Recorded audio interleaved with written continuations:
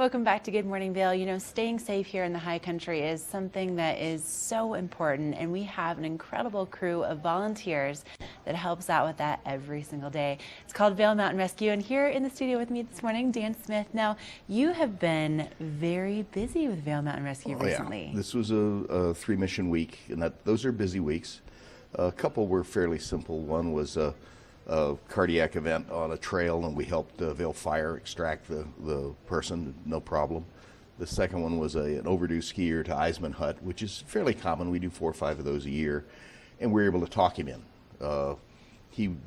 People don't estimate Eisman right. They think they can do it in 3 hours, and it's 10 miles and about 2,500 feet of vertical. No, you won't do it in 3 hours.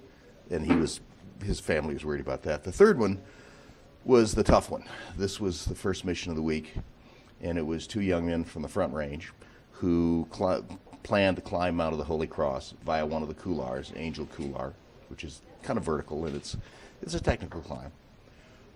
They had planned this for weeks and weeks and weeks. The weather came in, and their problem was they wouldn't say no. And we're looking at some of the footage right now. What are we looking at? This is a Black Hawk helicopter coming in to pick up one of the kids. We found them, and it's a longer story than we've got footage for. And this is the cable's been lowered. The helicopter's out of frame. You're going to see this one young man be on the hoist, and there he starts to go. You can see the little red. There he goes. Now he doesn't know how to ride this thing, and there he starts to spin like a top. There's an easy way to stop that, but you have to know what it is, and you have to be on the hoist right. Right now he's bear hugging it. You don't. You strap in and lean back, and put your arms out. And you don't spin. But we got him out, and that was the good thing. The dangerous part was about 15 minutes of grace period here. The helicopter was coming in to pick up the search teams. One search team found a set of tracks in the bottom of the creek. They led, so we eventually found out, up about 4 miles to Harvey Lake. That was way outside of our search area. Apparently, when these young men came off the mountain, they got confused, and they went uphill and upstream. And they did remark, well, you know, we couldn't figure out where the stream was running the wrong way. Well, streams have been running that way for millennia. You were kind of walking the wrong way. And they got to this clearing, and they were blown. And guys found the tracks. Then a fire prevention aircraft that was working for us has a sensor pod. They can see tracks from 22,000 feet where they're flying.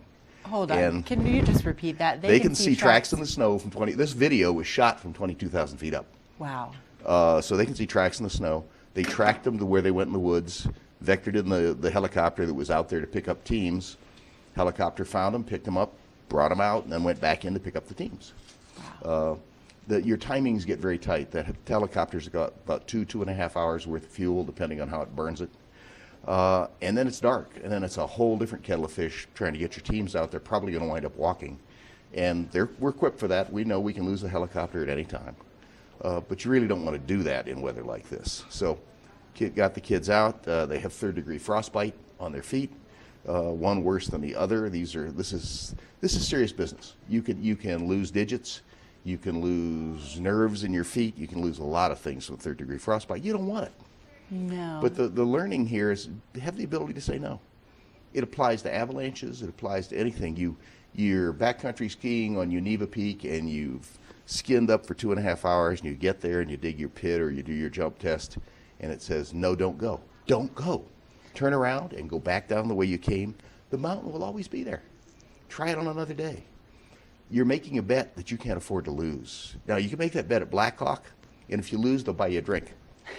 When you make the bet here, it doesn't work out well. All right. So the lesson is make sure you know when to say no. Dan, thank you so much for coming on this morning. And again, vailmountainrescue.org if you'd like to learn more about the rescues that they do each and every week here. And also don't forget that Colorado Gives Day is coming up on December 6th, and you can help to support this all-volunteer organization. All right. We're going to take a break and we'll be checking in with Mark in just a minute.